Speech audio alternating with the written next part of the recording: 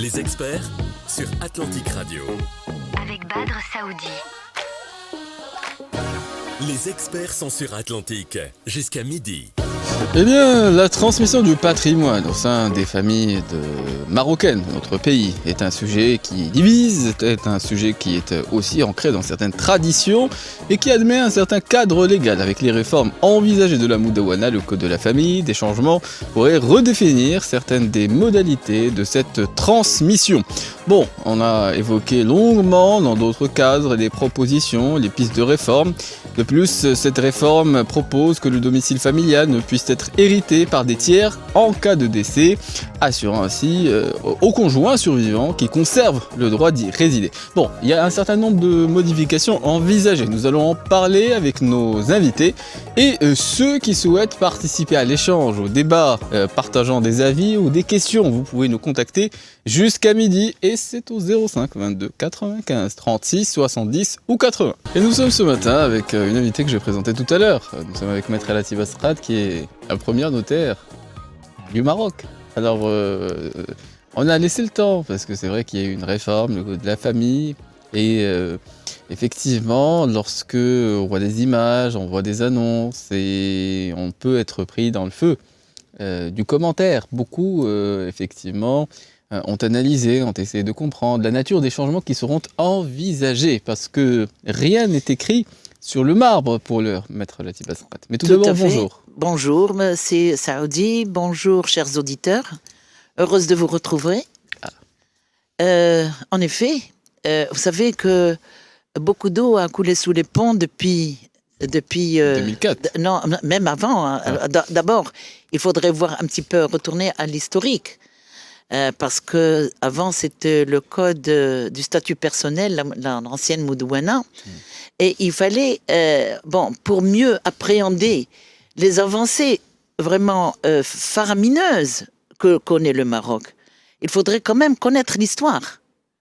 Donc, oui, le code de 57, tel qu'il a été... Je ne vous ai pas présenté de cette façon, mais c'est aussi une de vos casquettes, par ailleurs. Oui, mais c'est absolument, tout à fait. Oui. Moi, j'attache beaucoup d'importance à l'histoire du droit. Et c'est comme ça qu'on pourrait mieux appréhender les avancées envisagées, et même celles qui sont réalisées, et celles qui à envisager ou à entreprendre. Parce que, vous savez, on revient de très très loin. Avant, l'ancien code de statut personnel, l'ancienne Moudawana de 57, réformé même par le décret de 93, vraiment a accordé une petite place, mais alors minus, à la femme et aux droits de l'enfant. Par exemple, la femme, vous savez, la femme même diplômée, hautement diplômé, médecin, pharmacien, et tout, ne pouvait s'installer qu'avec l'autorisation du mari. L'article 6 du code de l'ancien code du commerce. Une femme, même ayant peut-être plus diplômée que son mari, ne pouvait pas exercer une profession, quelle que soit, sans l'accord écrit. Oui. Elle ne pouvait même pas avoir son passeport. Si elle n'était pas mariée ? Elle ne pouvait pas. Alors là, elle est célibataire, elle doit justifier. Hein. Oui. Voilà. Et même pour avoir un passeport, il fallait l'autorisation du mari. Donc, c'est vrai que le code de la famille, tel qu'il a été conçu en 2004, c'est la loi 70-03, mais a vraiment marqué une avancée gigantesque sur la protection des droits de la femme, du mari, et tout en conservant la dignité du mari aussi. Hein.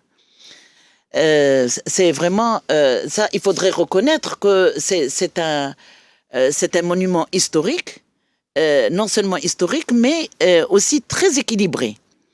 Bon, en effet, les choses évoluent.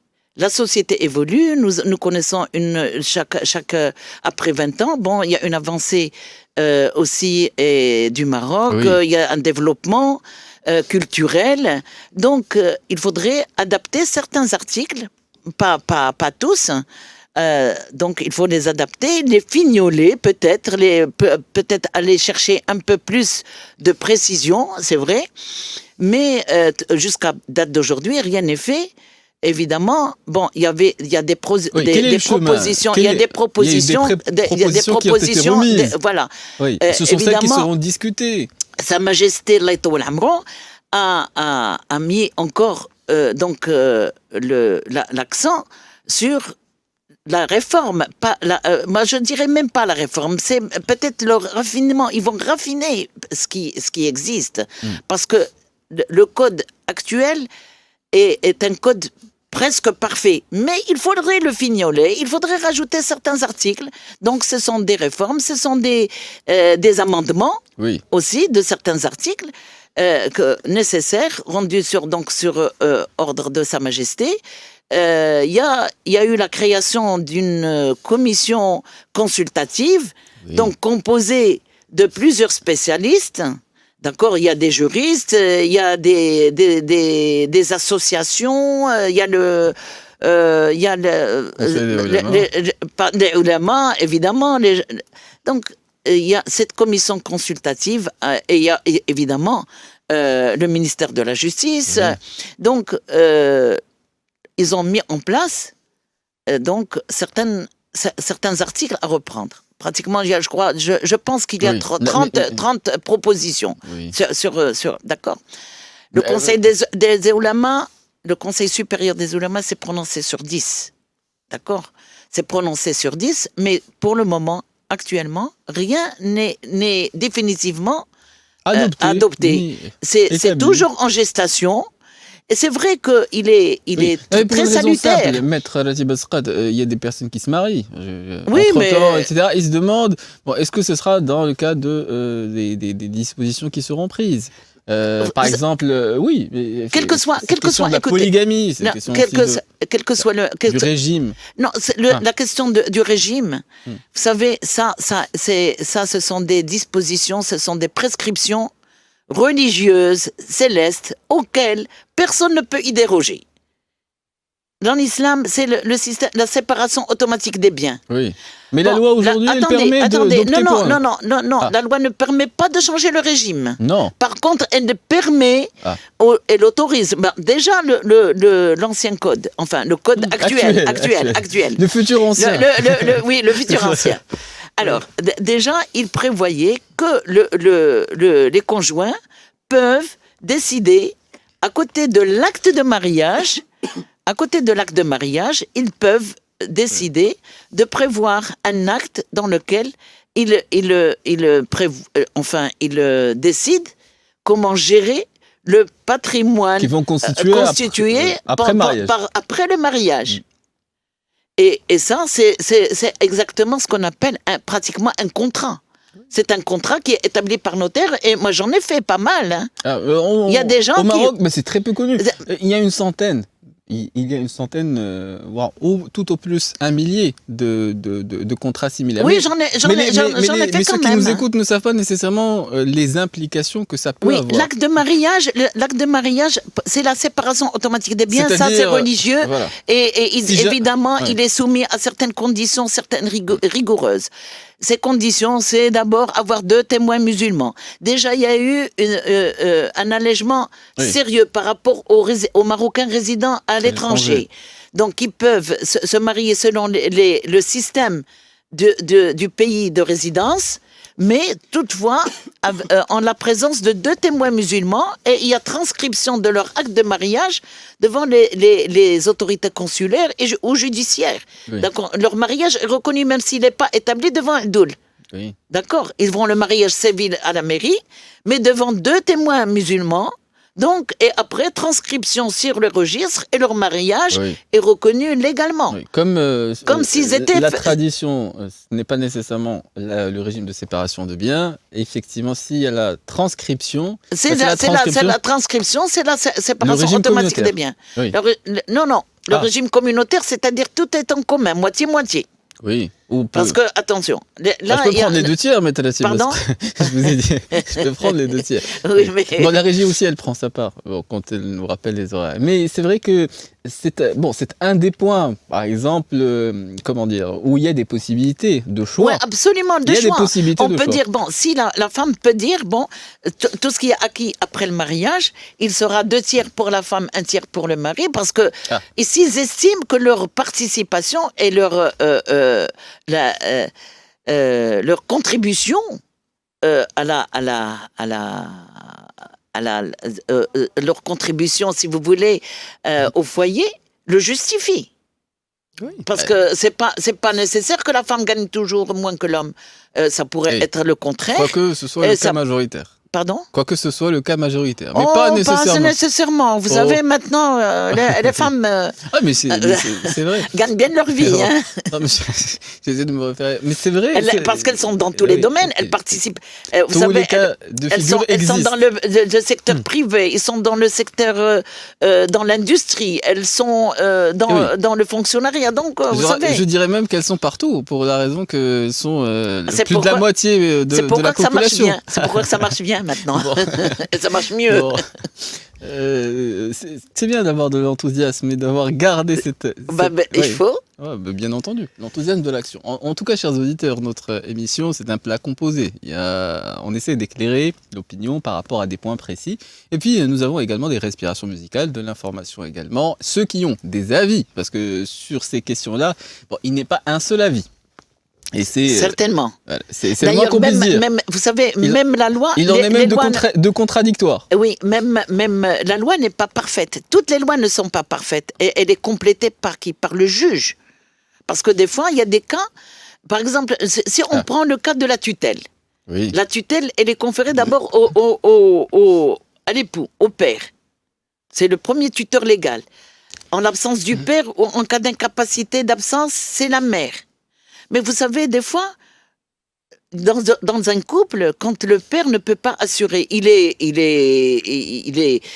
normal, il n'est pas incapable, mais par exemple, il est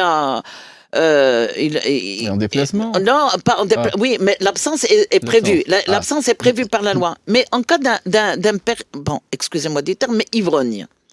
D'abord, qui ne se détache pas de la bouteille. Écoutez, vous n'allez pas lui confier la tutelle. Donc ça, c'est au juge de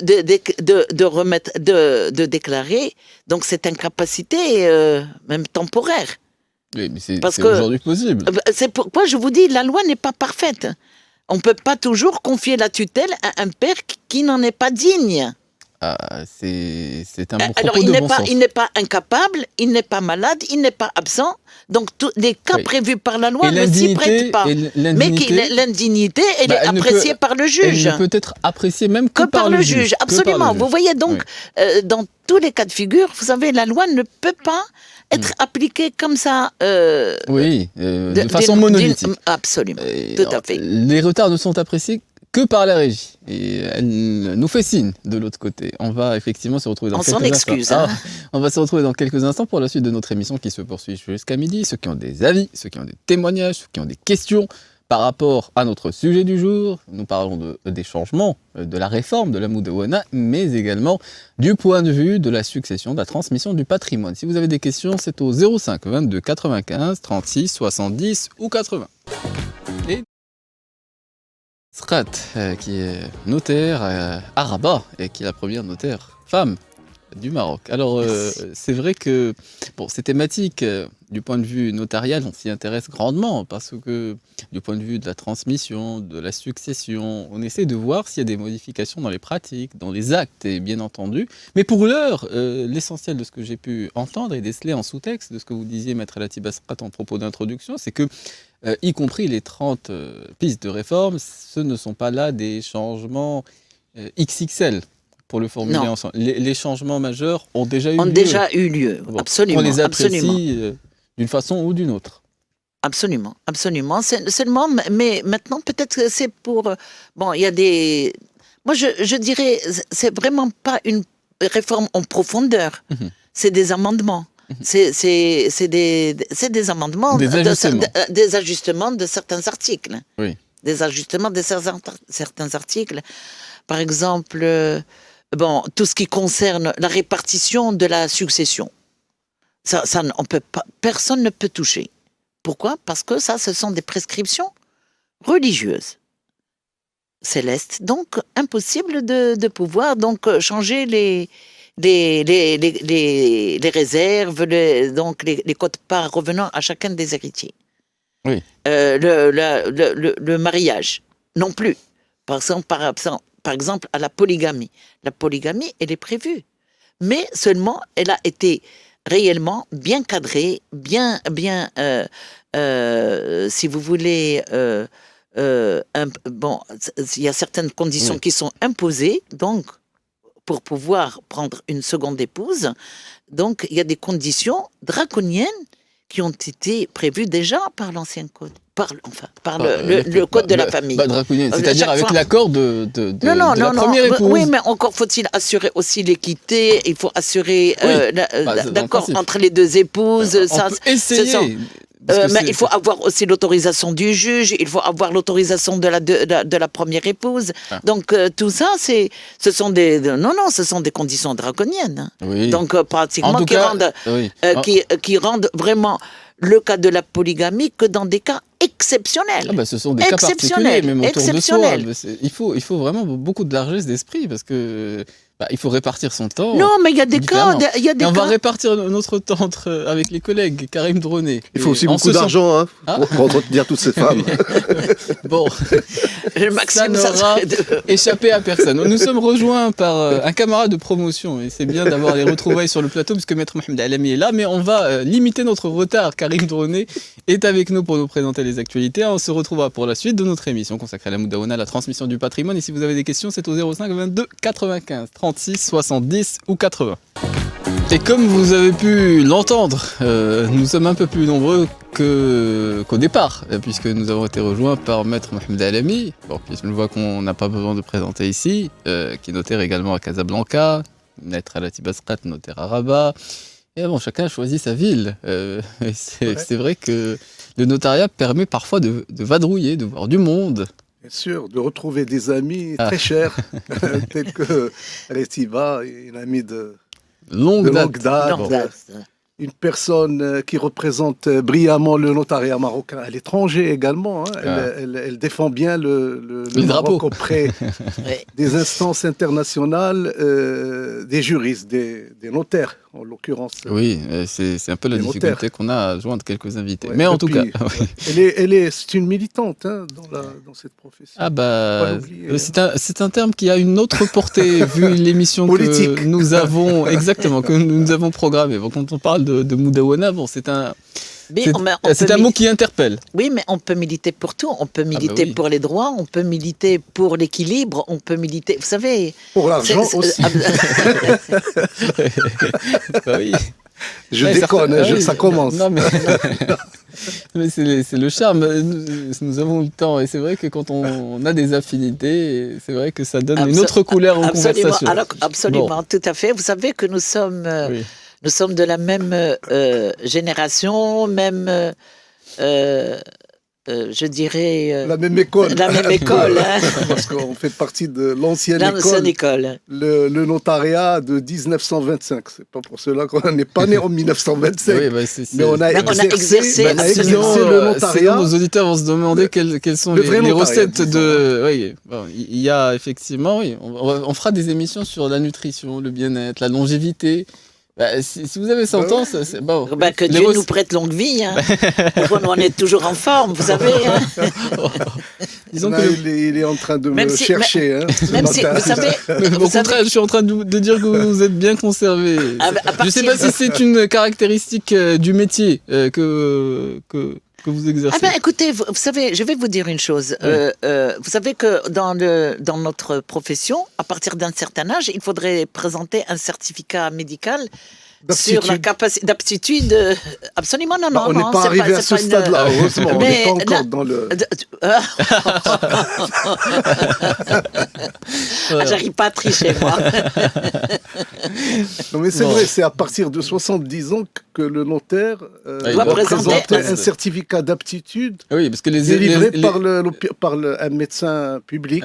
L'erreur dans votre profession, elle coûte cher. Donc, c'est un principe de précaution. Quelle que soit l'erreur, et dans n'importe quel domaine, qu'elle coûte très cher. Un peu plus certainement, vous avez dans le domaine médical et notarial, c'est exactement la même chose. Hein. Oui, vous imaginez un chirurgien qui a le bistouri entre les mains. Absolument, et puis qui a un moment de faiblesse. Je ne sais pas s'ils ont cette obligation de présenter le certificat d'aptitude. Non, ils se retirent quand ils savent qu'ils ont commencé ceux qui ont une conscience professionnelle. Oui, ils se retirent.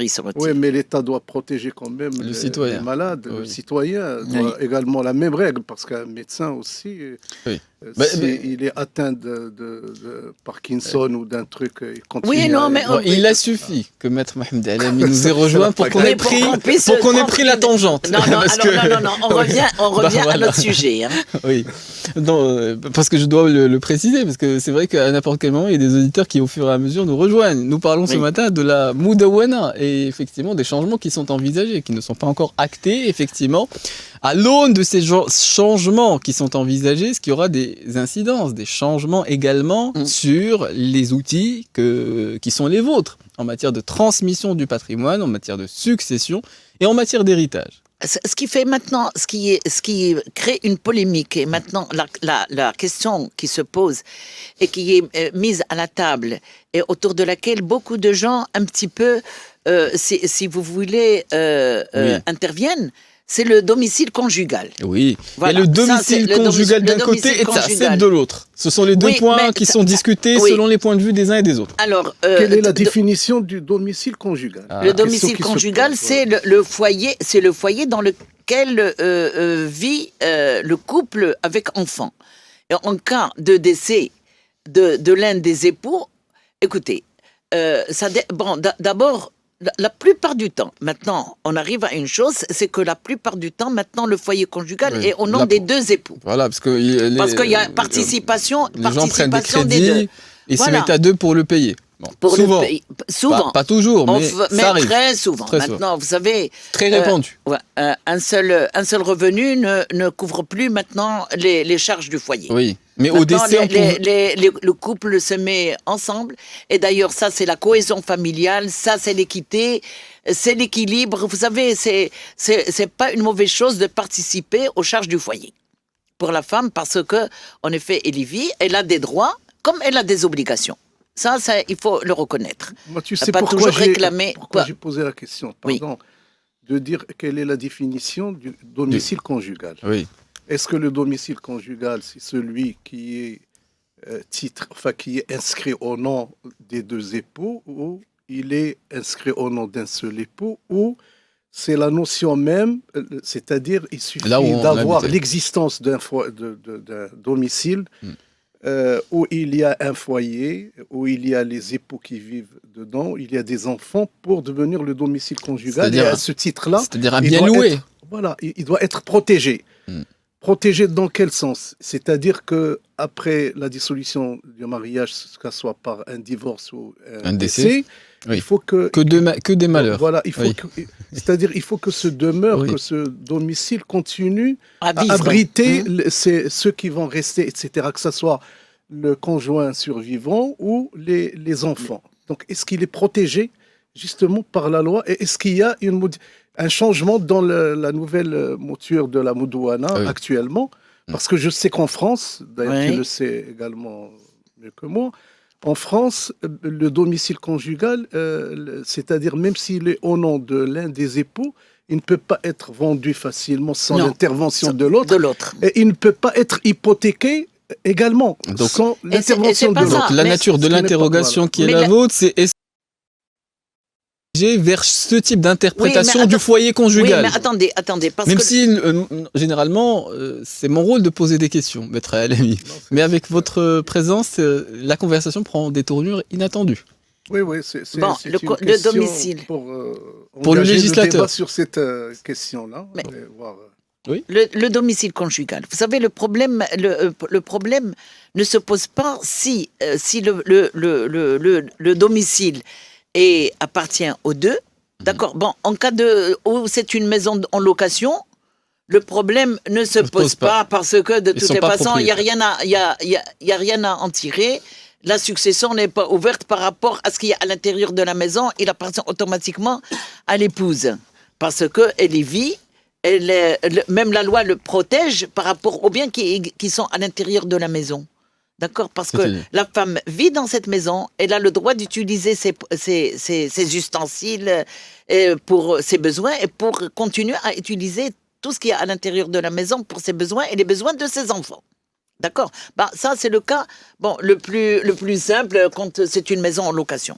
Quand il s'agit d'une maison en copropriété, d'accord? Un bien en copropriété, évidemment, la femme déjà... C'est-à-dire plusieurs propriétaires, non, la femme et l'homme. En copropriété entre les deux, entre le couple. C'est-à-dire au niveau du titre foncier, 50-50, par exemple. 50-50, voilà. Donc la femme a sa moitié, et puis elle a des enfants, elle a en plus de la moitié le 8e. Si en cas pas d'enfant, d'absence d'enfant, donc de descendant de l'époux... Ça, c'est si l'époux décède. Voilà, si l'époux décède.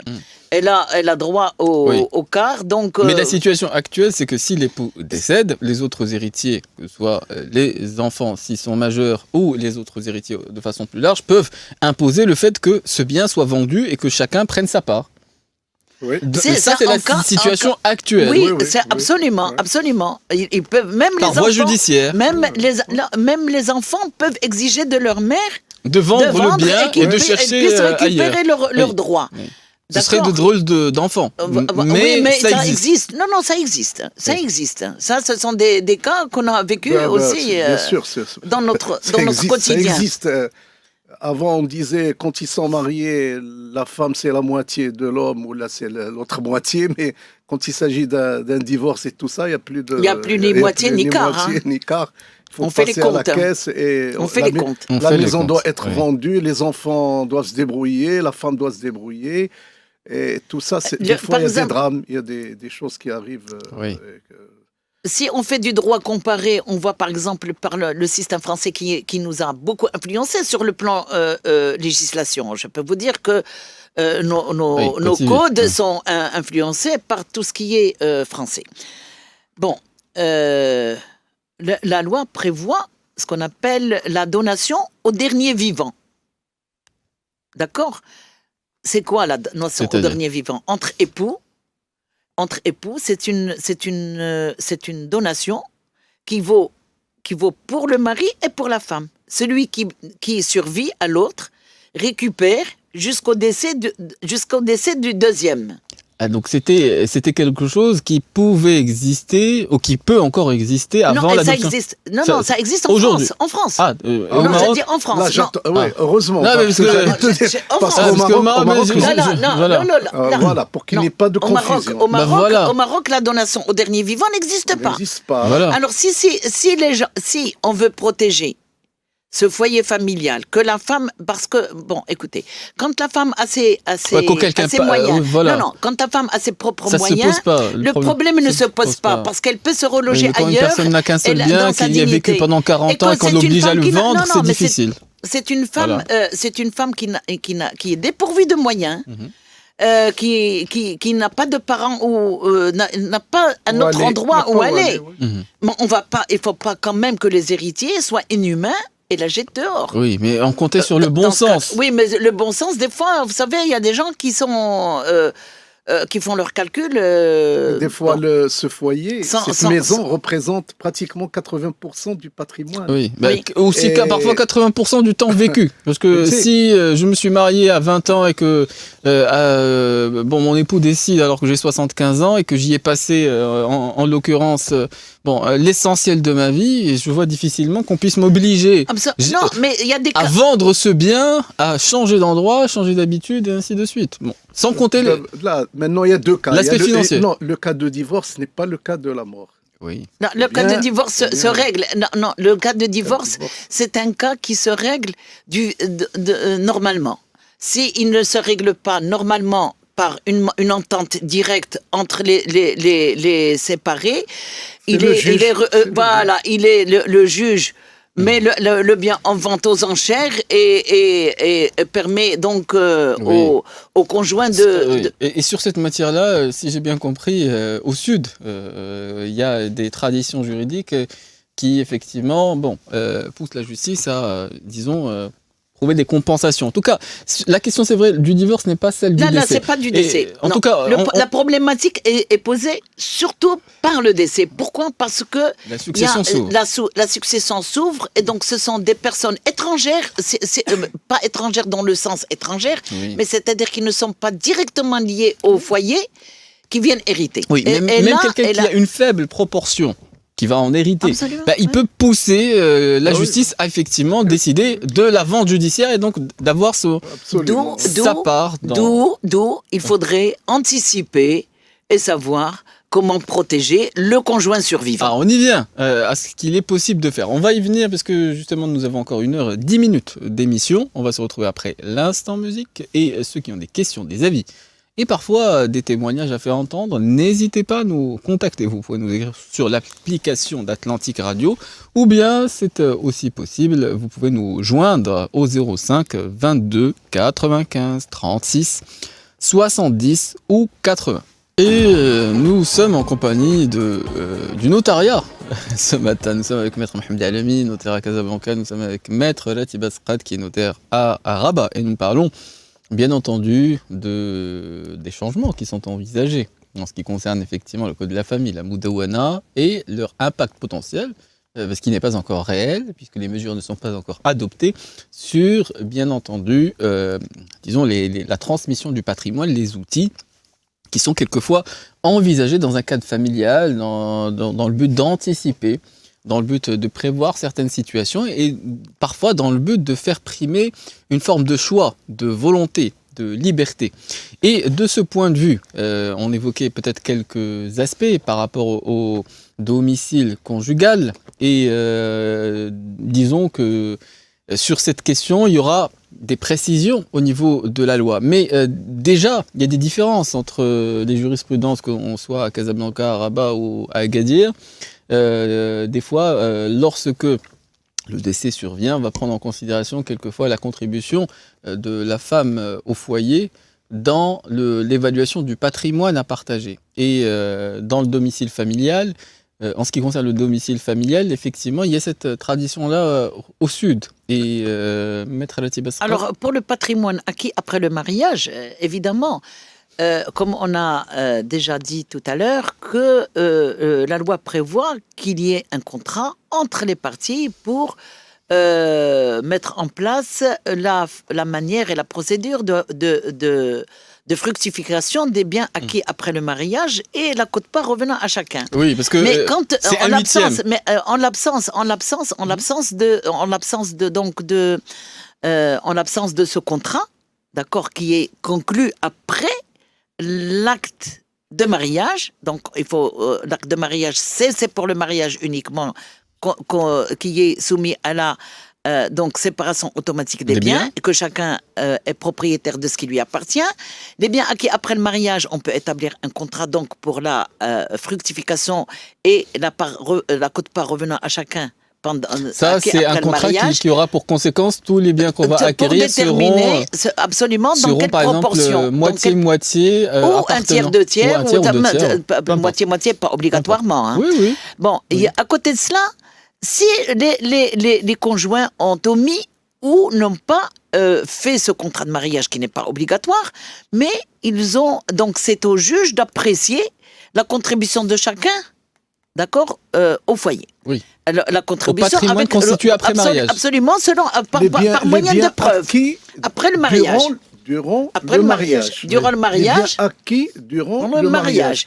Mais ça, c'est du moyen de preuve. Avant, c'est une autre paire de par héritage ça reste propre. Par héritage, donation. Même si, pendant le mariage, votre père vous fait la donation d'un appartement. Ça ne va pas être mis dans le panier qui sera apprécié par le juge. Non, acquis. Oui. D'accord. Donc, acquis, ça veut dire... le travail, l'effort qui fournit. Tout. Donc, le juge estime qu'une femme qui est au foyer participe indirectement à l'enrichissement. Acquis à titre onéreux, c'est-à-dire qu'on a payé. Donc là, soit on détermine la quote-part revenant à chacun, c'est bien acquis après le mariage. À défaut d'avoir établi ce contrat et d'avoir pensé à le faire, ce qui n'est pas une mauvaise chose, le juge est souverain pour déterminer la quote-part revenant à chacun selon des moyens de preuve. Selon des moyens de preuve. C'est-à-dire que quand la femme achète quelque chose, si elle n'a pas de contrat, elle peut quand même conserver la facture. Et vice-versa. Donc, ça devient un petit peu plus... C'est moins confortable, si vous voulez. Par contre, le contrat, il résout le problème. Oui. Mais là, chacun doit garder ses moyens de preuve quoi appartient à qui. Oui. En tout cas, le changement majeur qui sera envisagé, c'est en effet, en ce qui concerne le décès, si l'un des conjoints décède, on va considérer que on ne peut pas obliger, les héritiers ne peuvent pas obliger le juge à mettre en vente, effectivement, le bien qui a été le foyer conjugal. Que si. Pour le moment, oui. Oui, pour le moment, oui. Mais le changement qui est envisagé dans la réforme de la Dawana, c'est... On peut pas en jurer. Parce que là, ça serait... on peut pas anticiper. Oui. Mais maintenant, il faudrait quand même penser aux moyens de pouvoir échapper à cette difficulté. J'entends bien. Et là, nous avons plusieurs procédures qui sont déjà en place, d'accord ? Et ces procédures déjà en place, on peut les utiliser pour éviter la naissance de tout problème. Oui, d'ores et déjà. On va voir concrètement qu'est-ce qu'il est possible de faire. Nous sommes avec Maître Mohamed Alami et Maître Alabti Basqat et nous avons encore 1 heure à consacrer à notre sujet. On va essayer de voir ce qu'il est d'ores et déjà possible de faire. Ce qui nous est impossible, c'est de continuer à déborder. Il est 11h01 et c'est l'heure qui est impartie à Mourad Babar. On va l'écouter pour le flash d'information qui nous présente en langue arabe et on se retrouvera pour la suite de notre émission des experts. Les experts sur Atlantique Radio. Avec Badr Saoudi. Les experts sont sur Atlantique jusqu'à midi. Eh bien, chers auditeurs, la spécificité de notre émission du jour, c'est qu'il y a bien entendu un aspect pratique, un aspect juridique, un aspect boîte à outils, moyen qu'on a de faire primer une certaine volonté. Parce que quand on fait une donation, c'est sa volonté qui prime. Il y a effectivement des choses qui sont possibles, mais qui ne sont pas nécessairement envisagées. Donc, il y a un aspect nécessairement pratique, qui est le quotidien de ceux qui appliquent la loi, les notaires, en l'occurrence. Et puis, il y a un aspect qui est un avis, parce que les changements sont appréciés différemment, selon les sensibilités, selon les opinions, selon, en l'occurrence, disons, le socle de conviction qui peut être différent dans une société. Et de ce point de vue, je crois qu'il y a des auditeurs qui souhaitent s'exprimer, faire entendre des voix, prendre la parole, et vous pouvez pour cela nous contacter jusqu'à midi. Et c'est au 05 22 95 36 70 ou 80. Alors, pour reprendre le fil de notre conversation, on disait que par rapport à certaines des situations, celles effectivement qui concernent le foyer conjugal ou celles qui concernent l'appréciation de l'état actuel du droit, il était possible, de faire primer une certaine volonté, mais Maître Alabti Basqat... C'est-à-dire qu'il y a moyen d'anticiper pour éviter tout problème posé après le décès. D'accord. Donc, vous savez que la transmission ne se fait pas uniquement que par voie successorale, parce que il y a aussi des voies conventionnelles. Il y a des donations.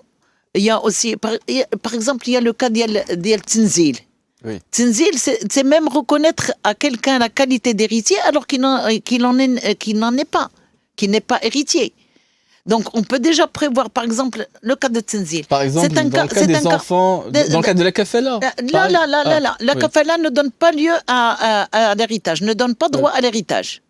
La kafala, c'est uniquement une prise en charge d'un enfant abandonné ou de tout enfant sans qu'il soit abandonné, d'accord, c'est une notion de l'adoption, parce que l'adoption n'est pas permise par la loi musulmane, donc on l'a substituée par la kafala, c'est une notion de droit musulman qui, non, pas tout à fait l'adoption, parce qu'adopter, en l'adoption, c'est donner le nom, c'est le rendre héritier, c'est plus complexe. La kafala, c'est uniquement une prise en charge d'un enfant pour l'éduquer, le nourrir, lui donner une orientation religieuse, scolaire. C'est une distinction, parce qu'on considère que la filiation, ça s'établit. Mais dans les faits, souvent, ceux qui vont opter pour la kafala, ils auront le sentiment que c'est leurs enfants. Oui, tout à fait. Voilà. Vous savez que, même sur le plan fiscal, vous savez, on encourage le kafil. Il y a des dispositions fiscales en faveur de le kafil. Par exemple, quand on veut faire une donation à ses enfants, d'accord, en matière de donation, admettons, en matière de donation à titre gratuit, les droits d'enregistrement sont calculés à 1,5% de la valeur du bien donné. Et quand on a un mukafel, c'est-à-dire le kafil fait une donation à son mukafel, d'accord, celui qui est pris en charge, il jouit des mêmes droits, c'est-à-dire avec une réduction de 1,5% au lieu de 4 ou 5%. Donc ce sont des dispositions quand même qui encouragent le kafil à prendre en charge ses enfants et même leur transmettre certains biens pour les protéger. Oui, donc il bénéficie de la même exonération que comme un enfant. Absolument, comme son propre enfant, mais sans pour autant qu'il ne prenne le nom, ni la qualité d'héritier. Oui, ni la qualité d'héritier. C'est-à-dire, symboliquement, c'est différent, mais dans les faits, on va considérer qu'on peut, disons, leur appliquer des régimes similaires, effectivement, à la relation qui existe entre des parents et leurs enfants. Et beaucoup de familles sans enfants passent par cette voie. Bien entendu. Nous avions consacré une émission entière à cette thématique. Mais c'est vrai que le Code de la famille traite beaucoup de situations qui sont différentes. Et de ce point de vue, on évoquait la question de... Alors, il y a la kafala, il y a la kafala, il y a le tenzil, il y a les donations. Alors, rien qu'en matière de donation... C'est vis-à-vis de quelqu'un qui n'a aucun droit à l'héritage. Non, on institue... On institue quelqu'un en tant qu'héritier alors qu'il n'en a pas la qualité. D'accord ? C'est-à-dire, quelqu'un peut dire, moi, je prends fulan, un tel, comme Mounazzel, comme héritier. C'est une substitution et il a la quote-part que l'héritier auquel il est assimilé. J'institue mon petit-fils comme mon fils. Donc, il prend la même part que le fils. Oui, en fait, on le fait auprès d'un notaire, d'un adoul. À condition que ça ne dépasse pas le tiers de la succession. Ah oui, donc c'est une libéralité, c'est comme un... C'est comme un testament, mais pas tout à fait. Sans dépasser le tiers. Sans dépasser le tiers. Ah ben, en tout cas, c'est intéressant. Ça, c'est des mécanismes que les gens peuvent utiliser. Peuvent utiliser, comme il a dit, la donation, le testament, le tenzil. Disons, il faut un document qui établit effectivement... Absolument, chez les douls. Disons, cette volonté. C'est un acte authentique. Oui, c'est un acte authentique, bien entendu, chez les douls, qui permet, le cas échéant, au moment du décès, de faire entre de prendre la qualité d'héritier. Quand on est vivant, oui. Il ne faut pas le faire. Mais justement, avant le décès. Oui, si on décède, on ne peut pas le faire. Non, par définition. Vous désignez telle personne, vous dites que il bénéficie de cette institution de Tenzil. Oui. Bien sûr, donc vous donnez bien sûr l'identité, etc. Donc c'est un document à part qui n'est pas le testament. Non. Qui n'est pas le testament. Le testament, c'est une libéralité pour cause de mort. Le testament. Oui. Vient après la mort. Donc c'est ce qu'on appelle une libéralité pour cause de mort. Donc c'est-à-dire qu'il ne peut être appliqué qu'après la mort donc du testateur. Par contre, tout ce qui est conventionnel, il est fait du vivant et il est transmis du vivant sauf Tenzil. Tenzil, c'est-à-dire j'institue un tel comme mon héritier, à condition qu'il hérite au même titre que mon fils, d'accord ? Et là, c'est aussi après la mort. C'est aussi après la mort. Voilà. Mais ce sont les deux actes, d'accord, qui sont exécutés après la mort de leur hauteur. Oui, et en général, c'est peut-être effectivement pour, disons, faire primer une forme de volonté. Si on n'a plus, disons, effectivement de fils ou de filles, on peut opter pour ce que vous venez de dire. Oui. Donc, cette part d'anticipation, on peut aller, par exemple, pour ce qui concerne Tenzil, voir le Doul, parce qu'effectivement, souvent, lorsqu'il y a décès, c'est effectivement le corps professionnel, qu'on sollicite. Oui. Mais parfois, en matière de donation, d'anticipation, de donation-partage, il est également des dispositions aujourd'hui qui n'ont pas pris une ride, c'est-à-dire qui ne seront en rien impactées par les changements qui sont envisagés en ce qui concerne la Moudawana et le code de la famille. Et effectivement, il y a encore parfois l'intérêt, notamment pour ceux qui n'ont que des filles, d'envisager des fois des canaux différents de transmission. Il y a un auditeur qui a souhaité s'exprimer depuis tout à l'heure, on va essayer de lui donner la parole, c'est Mohamed qui nous appelle de Casablanca. Ahmed, on m'indique à la régie. Bonjour à vous, cher auditeur. Bonjour, cher Badra. Ça va, vous allez bien? Ça va très très bien, et vous? Un grand bonjour aux experts. Très très bien, merci. Eh bien, j'ai une question pour les experts. Oui. Eh bien, voilà, il s'agit d'une division qui est passée par, si vous voulez, donc le jugement du tribunal de première instance, ainsi que le tribunal, il est parti en appel, donc, et puis maintenant on est arrivé au stade exécutoire.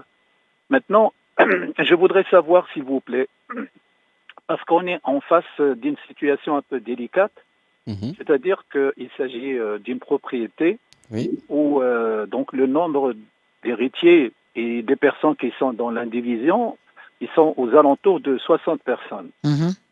Alors maintenant, le problème qui se pose, c'est-à-dire que le jugement, donc stipule, si vous voulez, donc c'est la totalité de ces personnes, puisque la demande de la division au tribunal, il y a 3 ans qui a été effectuée, mais maintenant après 3 ans, donc il y en a d'autres héritiers qui sont dans si vous voulez, donc le certificat de propriété, donc des nouveaux. Par contre, disons il y a 3 ans, donc il y avait d'autres personnes qui étaient, si vous voulez, dans la propriété. Il y en a certains qui ont vendu, d'autres qui ont hérité, et d'autres qui ont cédé leur part. Alors le problème maintenant, au niveau de l'exécution, donc le tribunal, qu'est-ce qu'il va prendre en considération? Est-ce que les personnes qui sont dans le jugement, ou bien les personnes qui sont, si vous voulez, dans le certificat de propriété actualisé? C'est une très bonne question. Oui. Alors si c'est une propriété, comment diviser une propriété entre plus de 60 personnes, sauf si cette propriété est d'une superficie telle qu'elle permette la division. Et même pour diviser une propriété et octroyer à chacun, si vous voulez, un lot dans cette propriété, elle doit répondre donc à la loi sur les lotissements et les... D'accord. Donc il la est loi... Parti à la vente, il est parti à la vente aux enchères publiques. Voilà, donc voilà, c'est ce que j'allais... Donc maintenant, ce n'est plus une division, si vous voulez, du bien lui-même, mais c'est plutôt la vente aux enchères publiques et c'est le fruit de la vente qui va être réparti entre donc les co-indivisaires. Alors, maintenant, le tribunal va mettre, quel que soit le changement de nombre des copropriétaires, d'accord, des co-indivisaires. Parce qu'entre-temps, il y a plusieurs décès, il y a plusieurs successions inscrites sur le titre. Pour de désistement. Non, pas de désistement. Non, il n'y a pas de désistement. Parce qu'actuellement, la vente peut avoir lieu et les droits revenant au premier qui était inscrit sur le jugement revient à ses héritiers. Donc, la vente peut avoir lieu. Aucun problème. Parce que la vente est aux enchères publiques et celui qui est décédé, il est remplacé automatiquement par ses héritiers et ce sont ces héritiers qui reçoivent la quote-part le revenant à leur auteur. Donc il y aura la mise à jour. Il n'y a pas de mise à jour à faire à la conservation. La mise à jour, elle est déjà faite. Même il n'y a pas de mise à jour à faire au niveau du tribunal. Non, parce que eux, ils justifient que le jugement concernait leur auteur, c'est-à-dire le dit qui juge, celui dont. Mais ils reçoivent la quote-part revenant donc à la personne décédée à répartir entre ses héritiers selon l'acte d'hérédité. Ben, j'entends bien. Alors, si Ahmed... la remise des jugements aux différents héritiers et l'exécution, est-ce qu'on va prendre en considération, donc, si vous voulez, la remise des jugements, est-ce qu'on va prendre comme document ou bien les personnes qui sont dans le jugement ou bien les personnes qui sont dans la certificat de propriété. Le jugement. Si le jugement est définitif, il a été rendu en dernier ressort, ça veut dire qu'il n'y a pas eu d'appel ou il y a eu un appel et qui est devenu définitif, donc la quote-part, comme il l'a dit, va revenir aux ayants droit qui sont vivants, y compris ceux qui sont décédés, dont les héritiers vont recueillir la part et elle va être divisée entre ces héritiers selon la loi musulmane ou selon l'acte d'hérédité. Voilà. La chose est très claire. C'est au niveau, c'est effectivement, comment dire, après jugement, c'est le jugement. C'est la répartition suite au jugement, oui, qui va primer. Absolument, qui va primer et non pas le certificat de propriété. Parce que sinon la chose ne sera jamais terminée. Et à chaque fois il y a un décès, il faut revenir encore au jugement. Non, le jugement a été fait et il est devenu définitif. Exécutable. C'est-à-dire il a été exécuté, donc il produit tous ses effets, y compris la répartition selon selon le jugement qui est deux experts du même avis. Alors, voilà. Si Ahmed, est-ce que ça répond à votre question? Je pense que c'est oui, je pense que effectivement c'est la logique. Le jugement rendu en dernier ressort est exécutable. Donc le bien est vendu selon le jugement.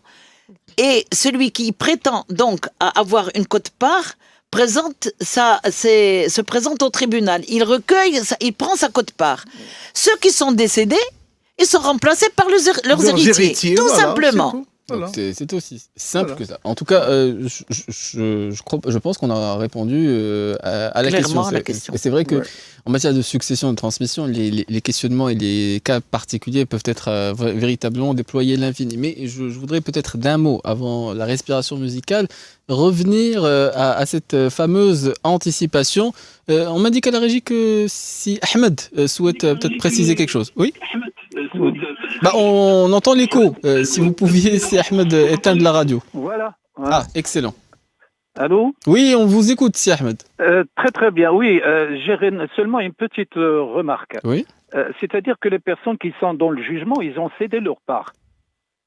Alors, le problème qui se pose, c'est comment on va faire, si vous voulez, pour les avertir, pour leur remettre le jugement, alors qu'ils ont cédé leur part. Ah, ils ont cédé. D'accord. Entre-temps, c'est-à-dire pendant que la procédure judiciaire était en cours, certains ont cédé leur part. Ils sont remplacés par les acquéreurs. Les nouveaux acquéreurs. Qui vont venir présenter leur titre de propriété. D'accord. Exactement. Parce que le jugement, il est exécutable. Pourquoi ? Parce que c'est un jugement rendu en dernier lieu. Vous avez dit que l'appel a eu lieu. Et donc, le jugement doit être exécuté. C'est-à-dire, la mise en vente doit avoir lieu. Peu importe qui sont les actuels propriétaires. D'accord. Ça n'a rien à voir. Mais c'est au moment de la répartition du prix... Là, au moment de la répartition du prix, chacun doit présenter sa qualité. Tout simplement.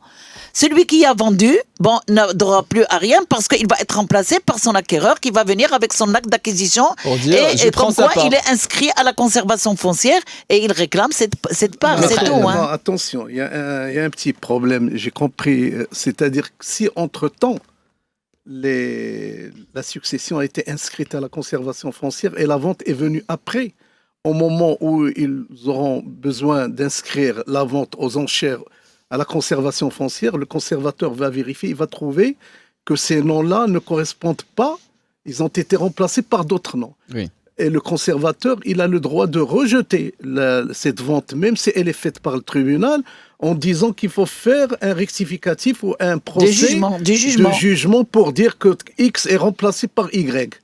Parce que ça prend du temps ? Ça peut prendre, bien sûr, toute procédure peut prendre du temps. Si maintenant la chose... Non, attention. Si la vente a eu lieu avant... Et entre-temps, il y a eu le décès. On revient à ce que tu as dit tout à l'heure, c'est-à-dire ils auront droit à la quote-part de leur auteur. Mais si entre-temps la vente n'a pas eu lieu, mais il y a eu un changement, c'est tout à fait normal que l'acte sera rejeté, même si c'est un jugement, il ne sera pas inscrit à la conservation. Le conservateur pourrait demander une précision. Voilà. Bon, tout simplement. Qui est un jugement, un autre jugement. C'est un autre jugement, absolument. C'est pour ça que jamais... Un jugement ne peut être corrigé que par un autre. Les émissions que nous prévoyons, effectivement, ne se ressemblent. Parce que, je le disais, les cas sont infinis en matière de succession. Et c'est vrai qu'il y a l'aspect tribunal, il y a l'aspect parfois démarche à entreprendre auprès de la conservation foncière. Il y a parfois, effectivement, des décisions et des volontés qui peuvent être... Oui, parce que tu sais comment ça se passe. Chaque administration est bornée à ce qu'elle est, c'est-à-dire à sa réglementation, dans son couloir. Par exemple, le juge ne va pas, le juge qui est en train de juger un dossier, il va pas revenir à chaque fois pour voir l'état du dossier à la conservation foncière pour voir s'il n'a pas été modifié. Voilà, lui, on lui a présenté un certificat de propriété au moment où ils ont demandé le partage. Oui. C'est un certificat récent qui a moins de 3 mois, mais le jugement et le tribunal est resté pendant 2 ans ou 3 ans. Durant ces 3 ans, il y a eu des changements. Il y en a qui ont vendu, d'autres qui sont décédés, l'autre qui a hypothéqué, etc. Il va pas. Oui, il va pas suivre. Il a d'autres. Normalement, ce qu'on fait, c'est qu'on inscrit une prénotation sur le titre pour dire qu'il y a un partage en cours, pour que les gens ne s'aventurent pas dans la vente de leurs droits. Bon. Ça, on le fait par précaution. Et là, on essaye de conserver le rang de son inscription. Voilà, exactement. Oui. Là, il semblerait que dans la situation qui nous a été présentée... Mais là, tu nous renvoies vers la procédure, mon cher ami. C'est des avocats. Des avocats, mais quand même, on peut en parler. Vous avez une expérience. Avec l'expérience, on peut en parler. Qui n'est pas toujours très heureuse. Mais en tout cas, chers auditeurs, il nous reste encore une trentaine de minutes. On va se retrouver après les informations et bien entendu des questions, voire des avis, voire des témoignages à faire entendre. Nous allons rester à l'écoute et vous pouvez nous joindre au 05 22 95 36 70 ou 80. Et nous sommes en bonne compagnie avec nos 2 invités. Nous sommes avec Maître Mohamed Alami et nous sommes avec Maître Latif Basrat, et nous pouvons être avec tout un chacun qui solliciterait les lumières de nos invités sur les questions qui les intéressent en matière de succession, en matière de Moudawana, même si effectivement les changements qui sont en cours, j'ai bien compris qu'ils n'étaient pas nécessairement XXL et qu'ils n'étaient pas encore effectivement adoptés, de sorte à ce qu'il y ait des implications concrètes aux mesures, aux décisions qui ont été effectivement annoncées. Alors, je crois qu'on a répondu à la question de l'auditeur. C'était largement. Largement, oui. C'était une affaire judiciaire. Mais en matière d'anticipation, les cas majoritaires sur lesquels, il serait utile, j'évoquais souvent l'intervention des notaires par rapport à ceux qui n'ont que des filles. Et effectivement, cette question de Tasseb, elle a été évoquée dans les discussions, mais il semblerait qu'il n'y aura pas de changement par rapport effectivement à la situation actuelle. Oui, pourquoi ? Écoutez, il faudrait se rendre à l'évidence et savoir que nous ne sommes pas dans un pays laïque. Nous sommes dans un pays religieux où l'islam est la religion de l'État. Et c'est une religion, donc tout est prévu par la Constitution, et la majorité donc des Marocains sont de confession musulmane. Sinon, pratiquement la totalité, d'accord. Et ce sont des musulmans pratiquants, alhamdoulilah, tout va bien, tout baigne.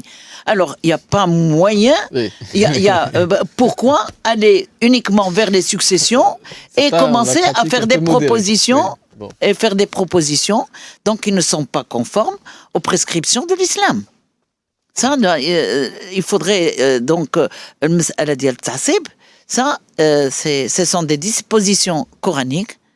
Donc, personne ne peut y déroger. Mais bon, il y a des gens, d'accord, ce que tu viens de dire, c'est vrai, mais actuellement, les choses ont changé, le monde change. ça serait, disons, injuste des fois, surtout sur la répartition de l'héritage entre les garçons et les filles, qu'un garçon reçoive le double de la fille. Mais c'est pas toujours le cas. Il y a des cas spécifiques où la femme reçoit la même. الصورة ديال صورة النساء. Elle est claire تقول لك حدوا الذكرين وتحدوا الأنثيين. جوج المرات التعصيب également. Il y a quelqu'un qui vient des fois dans les héritiers qui sont proches, les enfants ne connaissent même pas ou ils ont dû les voir une fois dans leur vie, qui viennent pour partager la maison, justement, le foyer où le foyer familial vivent. Bon, moi j'ai entendu de la bouche de certains ulama dans une émission, je crois à la télévision, comme quoi ils ont parlé justement qu'il y a des cas, il y a des manières, il y a des mécanismes juridiques où les gens peuvent faire face, notamment les donations. Les donations, absolument. Les donations. Mais j'ai tendu la perche, mais vous avez mis du temps à y venir. Il n'y a pas que les donations. Nous avons une multitude de mécanismes qu'il faudrait connaître. Mais venons-y, parce que sinon on aurait des regrets au terme de l'émission de ne pas avoir éclairé les auditeurs par rapport aux choix qui sont les leurs. Transmission du patrimoine tant que la personne est vivante. Absolument. Il y a plusieurs. Mais ça a un inconvénient aussi, parce que les gens, ils vous disent, écoutez, moi, je ne voudrais pas me déposséder de mes biens en étant vivant. C'est ça la différence, c'est que non, mais si on vous peut ne faites prévoir pas ça, des donations la donation après le décès, ça n'existe pas. Non, pas de donation après le décès. C'est la donation de son vivant. Oui. On peut donner la nue propriété, garder l'usufruit. On peut donner, écoutez, on peut même donner uniquement le droit d'occupation. D'accord ? C'est-à-dire pas le droit de louer, oui. Voilà, absolument, l'usufruit, parce l'usufruit, on peut le décomposer. D'accord ? Donc, c'est l'usage. On peut garder le droit d'usage. Alors, on n'est pas possédé. On peut garder l'usage et le revenu, c'est-à-dire l'usufruit en entier, et donner la nue propriété. On peut prévoir des donations avec droit de retour. Vous savez, il faudrait plus avec droit de retour. Avec droit de retour, c'est-à-dire le jour où je veux récupérer, je récupère. Ah, c'est possible ça. Oui, mais il y a des. C'est soumis à des conditions. C'est contraire au fameux adage, donner ses données, reprendre ses volets. Non. Bon, c'est difficile de récupérer. Il y a aussi, non, c'est-à-dire que notre système, je vais vous dire une chose. Oui. Notre système juridique doit se pencher à développer certains types de donations. Par exemple, la donation graduelle. La donation graduelle, et il y a le type de donation résiduelle. Ah, mais... il faudrait... nous n'en avons jamais parlé. Oui, qu'est-ce que c'est que la donation Déjà, la donation avec l'usufruit, le démembrement, etc., c'est des termes techniques. Oui, mais s'il fallait rajouter encore des chapitres en ce qui concerne les donations, je vais vous dire, le temps d'expliquer. C'est pourquoi je vous dis, vous savez, il ne faut pas vraiment se borner à faire une donation simple et nette. Non, nous avons une multitude de mécanismes que nous allons pouvoir employer pour préserver les droits de tout à chacun et aussi satisfaire donc celui qui voudrait transmettre. Donc quand il veut transmettre, il a le choix. Il peut faire des donations de partage entre ses enfants. Et d'abord, savoir donner qui à quoi, quoi à qui. Ça, nous en avons parlé dans une précédente émission et j'invite les auditeurs qui nous écoutent à reprendre les podcasts. Mais cela dit alors, la donation graduelle. C'est-à-dire, la donation graduelle, c'est-à-dire je fais donation à quelqu'un, d'accord ? Et donc, qu'il doit conserver le bien en nature, c'est-à-dire ne rien y faire, ne pas le vendre, ne pas l'hypothéquer, mais à condition qu'à un moment donné, au moment où il doit se désister au profit de quelqu'un d'autre. Donc j'aurai moi, c'est-à-dire le premier donataire, il reste grevé. Ah. Je vous fais une donation, mais à condition qu'à l'âge de temps, à un moment, vous faites une donation à Si Mohamed Al-Alami. C'est gentil. Ce n'est pas pour lui déplaire. Alors, surtout si c'est les îles Caïmans de préférence. Si c'est pour demain ou après-demain, mais si c'est pour longue durée, vous voyez, donc ça, on n'a pas tous... C'est-à-dire, vous voyez, donc, il y a quand même... C'est-à-dire que nous avons cette possibilité... Mais ça, effectivement, je crois qu'on n'en avons jamais parlé. Mais il y a la donation résiduelle. Alors, la donation résiduelle, c'est à peu près la même chose, ça répond au même principe. Ça veut dire que je vous fais une donation, vous êtes libre de disposer de ce bien, et seulement transmettre ce qui en reste. La première, c'est l'obligation de garder le bien. Oui. Mais la résiduelle, c'est-à-dire, vous pouvez disposer de ce bien, mais donner ce qui en reste à encore c'est Mohamed Al-Alami.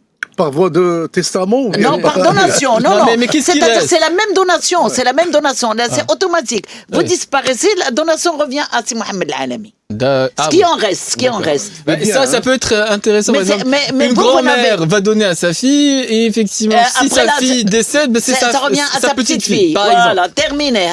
Donc, l'inconvénient de ce démembrement, moi je vais te dire, le démembrement de la propriété, des fois c'est ce que nous faisons tous les jours, c'est ce que font la majorité des notaires, c'est de conserver l'usufruit qui reste par exemple pour le père ou la mère et la nue propriété pour les filles, pour les enfants, etc.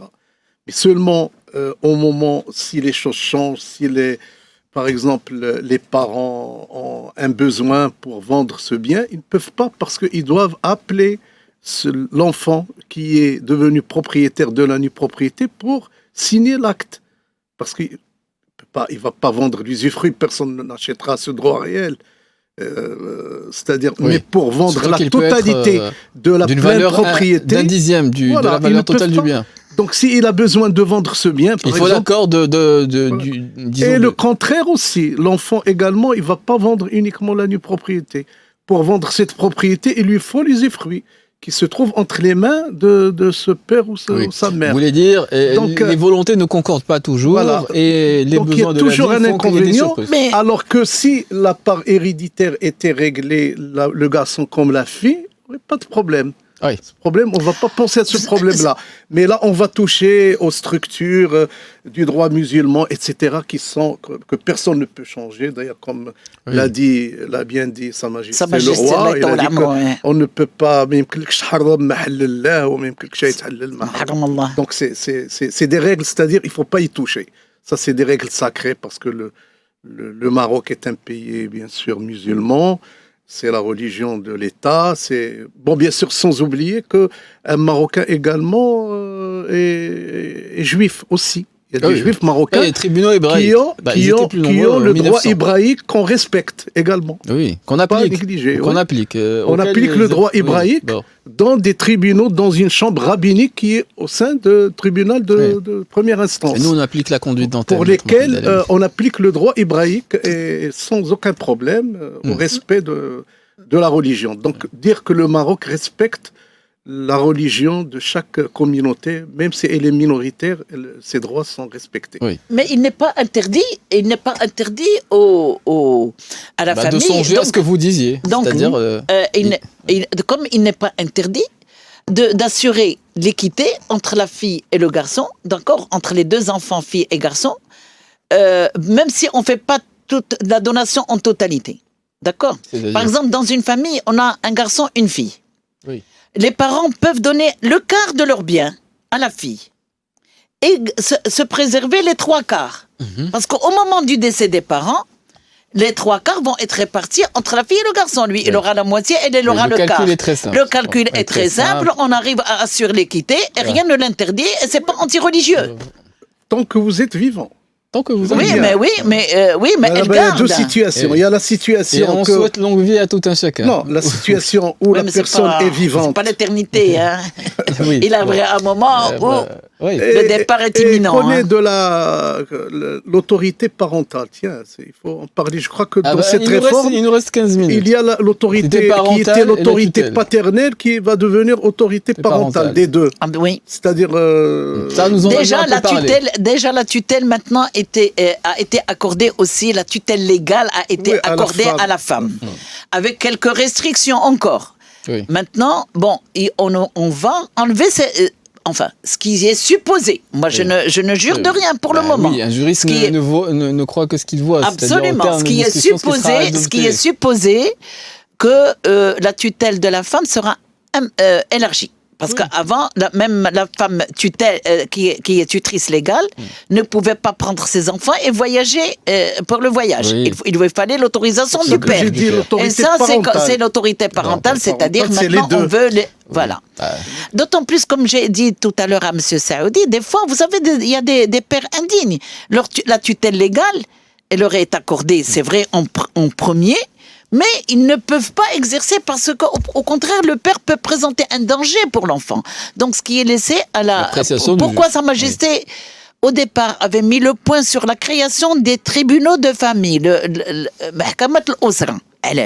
C'est pour cette interprétation, pour pouvoir donc prévoir toute difficulté et apporter solution judiciaire à ces problèmes. Mais la grande responsabilité revient aux juges qui vont juger, c'est-à-dire les cas par cas. Oui. Parce que tout n'est pas prévu par les articles, par le code de la famille. C'est le juge. Vous êtes tous deux munis de ce document et c'est vrai qu'il n'étonne pas par ses dimensions.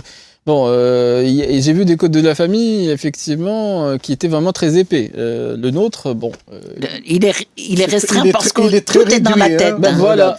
Tout est dans la tête. Il est lisible aussi. Non, mais c'est vrai, c'est très réduit. Vous le mettez dans votre poche, c'est dire. Donc, tellement réduit qu'on peut le mettre dans. Ah oui.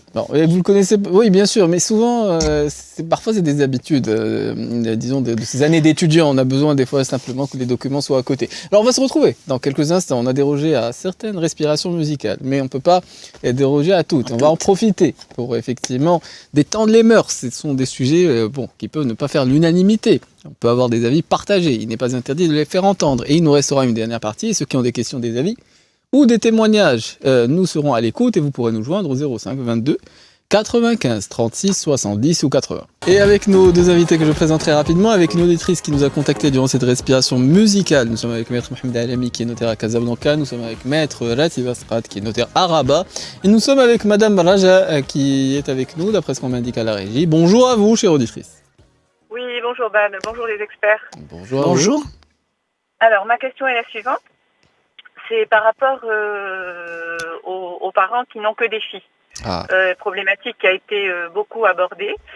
En effet, par rapport à des biens immobiliers, il y a beaucoup de solutions, notamment faire des donations de la nue propriété, garder les usufruits. Par contre, je pose la question par rapport au numéraire compte en banque. Alors, je sais qu'il y a les assurances vie, que d'ailleurs j'avais essayé, où on peut désigner les bénéficiaires. Mais bon, que je ne trouve pas très intéressant pour plusieurs raisons.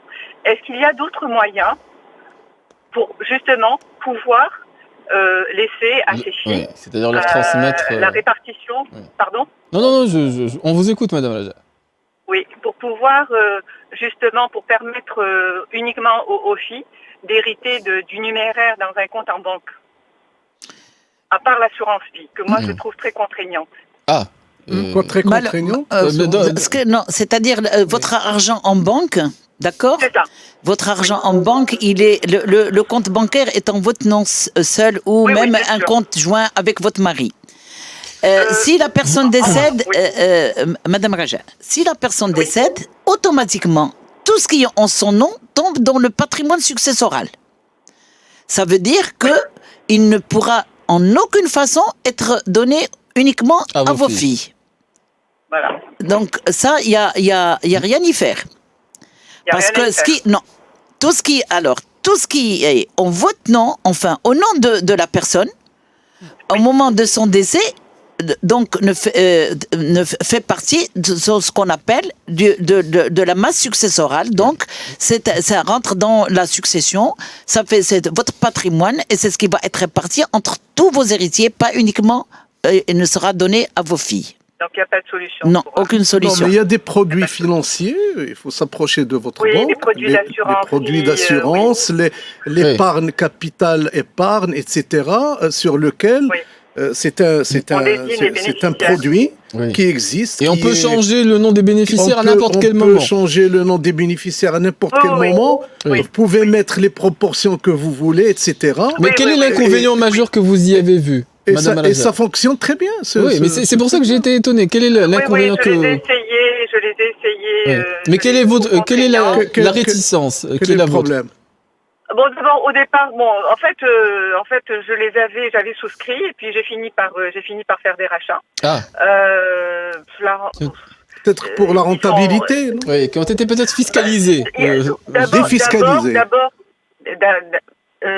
défiscalisés après 8 années. Après 8 ans, oui. Après 8 ans. D'abord, votre numéraire n'est pas disponible. Il faut vous n'avez pas la liquidité. Non, vous pouvez... attention, non, il y a des produits qui sont disponibles sans vider les 100%. Vous devez laisser un minimum. Mais sinon, vous pouvez toujours faire des rachats. Il suffit de prendre... Des rachats de 50%. Voilà, des rachats à hauteur de 50%, je crois. Oui. Et dans un délai qui est raisonnable, qui est d'une semaine, vous pouvez racheter le montant que vous voulez. La rentabilité n'est pas... La rentabilité n'est pas extraordinaire. Ça, c'est certain. 3% après prélèvement. Les OPCVM. Ça, c'est les taux de banque... Ah oui. C'est banque Mreb. Il y a quelques astuces qui sont pas très... Il y a les SICAV financières, je crois. On peut même souscrire vous pouvez même faire souscrire des reconnaissances de dette. Comme quoi vous devez avoir... Attendez, Madame Raja, si vous voulez bien m'écouter, vous pouvez même souscrire des reconnaissances de dette au profit de vos enfants. Comme quoi vous leur devez tant, d'accord? Et évidemment, au décès, la première des choses qu'on règle, ce sont les dettes du DICUJUS. Donc, voilà. C'est la seule. Bon, mais c'est un peu tiré par les cheveux. C'est un peu tiré par les cheveux, mais ça résout le problème. Maître, j'y ai pensé, mais cette reconnaissance de dette, elle doit être faite auprès du notaire. Auprès du notaire, de préférence. Parce qu'il va garder le document. Très bien. Mais ça va vous coûter 1,5% de droit d'enregistrement. Voilà. Mais d'accord. Il y a un droit d'enregistrement à payer à l'État pour que cet acte devienne inattaquable. Ouais, mais si vous voulez, si vous voulez le garantir, il faut l'inscrire comme hypothèque. Ou même pas. Non, même pas, parce qu'il y a c'est un acte. Il faut payer 1,5 de plus. Là, c'est même pas la peine de prendre une hypothèque, ça, c'est uniquement faire une reconnaissance de dette. Quand j'évoquais en début d'émission la fameuse boîte à outils du notaire, c'est vrai qu'il y a toujours moyen. Il y a toujours moyen. Il y a des moyens subtils. On a beau faire ces émissions, et je vous assure. Il y a des moyens subtils pour éviter des problèmes. Et des moyens subtils et légaux, je parle légaux. La reconnaissance. Elle est là ? Bien sûr, on permet. C'est pour ça, vous avez dit, il y a toujours moyen de. C'est la raison pour laquelle j'ai appelé. Oui. Et je voulais savoir quelle était. Donc, j'ai pas osé carrément dire sur antenne reconnaissance de dette parce que quand il est tahayul al qanoun, il y a ma fait la tahayul al qanoun là walou, c'est votre volonté qui prime tant que vous êtes en vie. Écoutez madame, tant que vous êtes en vie, vous êtes libre de disposer de vos biens, d'en faire ce que vous voulez et de les reconnaître et de les donner à qui vous voulez. Bon, du fait, votre argent, vous l'avez gagné à la sueur de votre front, c'est pas un problème. Vous voulez faire une reconnaissance de dette au profit de vos enfants, vous allez voir un notaire, il vous fait une reconnaissance de dette. Le jour où vous partez, vos enfants vont faire valoir cette reconnaissance de dette et ils sont réglés en premier parce que pour régler une succession, on commence par régler les dettes. D'abord, il y a les droits qui sont exercés sur les biens réels du DICUJUS et le règlement des dettes en premier lieu. Oui. Et après nous ne voulons pas en avoir vis-à-vis des collègues. Mais dernier mot, maître Alami, parce que je sais que tu voulais réagir également sur... moi je voulais un peu assurer la dame, c'est-à-dire il y a cette manière bien sûr, mais pour la rendre beaucoup plus efficace, ça serait une reconnaissance de dette assurée garantie par une inscription hypothécaire sur le bien. Pourquoi ? Parce que cette inscription sur le titre foncier, vous bloquez. Parce que les héritiers, même s'ils veulent, par exemple, inscrire leur acte de succession sur le titre, ils vont constater qu'il y a une hypothèque. Donc, ils ne peuvent rien faire. Oui. Par contre, si c'est une reconnaissance de dette toute seule, les héritiers peuvent prouver comme quoi c'est un montage, qu'il n'y avait aucune trace de cet emprunt, etc. Mais avec une hypothèque, Oui, mais attention, il faudrait bien que la dame garde le bien à hypothéquer. Mais si elle fait déjà donation à ses enfants, il n'y a plus rien à hypothéquer. Mais elle va avoir un autre bien. C'est pas impossible. En tout cas, ça, c'est des choses. C'est des détails. C'est le cas par cas. Les autres règles, pratiquement. Bon, dans le secret des études. Bon, chers auditeurs, le temps qui nous était imparti, c'était écoulé. Il faut s'adresser à un notaire, il vous trouvera la solution. Absolument, voilà, la boîte à outils de monsieur. Bon, on va se quitter sur ces mots, parce qu'on a un peu débordé. Kamersal était en effet déjà avec nous, justement, pour nous présenter les informations en langue arabe. Demain, nous allons parler de nutrition. Il y a de la variété. Excellente écoute sur notre antenne. Je remercie nos invités pour leur présence et les auditeurs qui nous ont contactés durant cette émission. Atlantique Radio. Les experts, jusqu'à midi. Jusqu'à midi. Musique, info, écho.